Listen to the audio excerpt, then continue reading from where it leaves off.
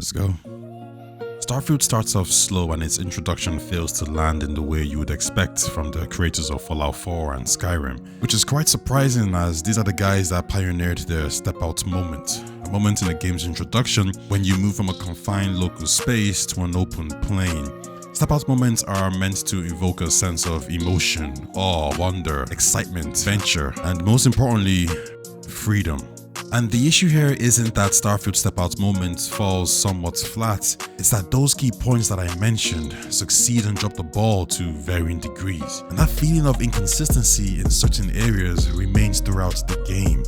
You're going to come across questionable design choices, gameplay mechanics, inventory management issues, base building limitations, systems that don't seem to make sense or affect the game in any significant way, and many others.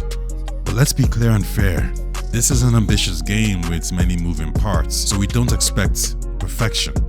But the issue here is these parts feel independent from each other, and as good as some of them are, you can't shake off that disconnected feeling, which in return hurts the immersion. And if you couple that with some other problems, it's clear Starfield falls short of being a potential masterpiece, but it does manage to stumble its way into being a good game. Not a genre-defining one we all hoped, but at least it's in the neighborhood.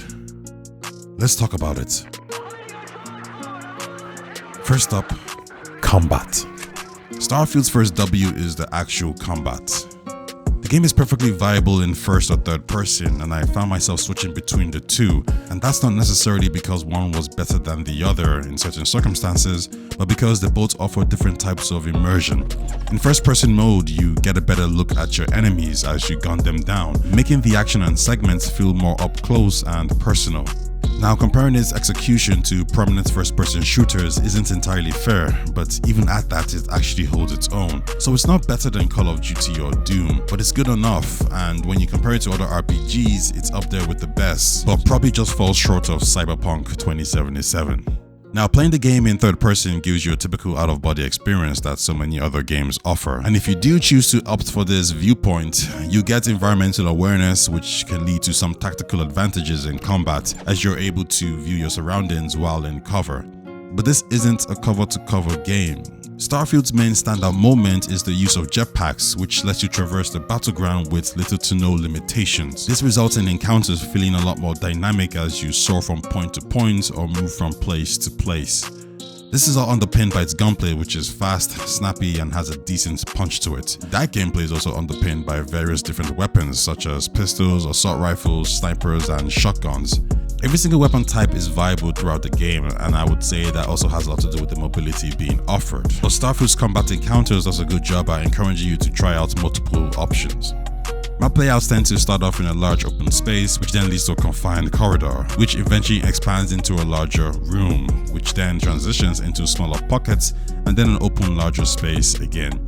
All these constant changes along with the weapon choice and jetpack keeps the combat fast, flowing, and different. And it's this difference that allows me to say this is probably one of Bethesda's best. Now, if you're looking for variety like Skyrim, this isn't going to be the game for you.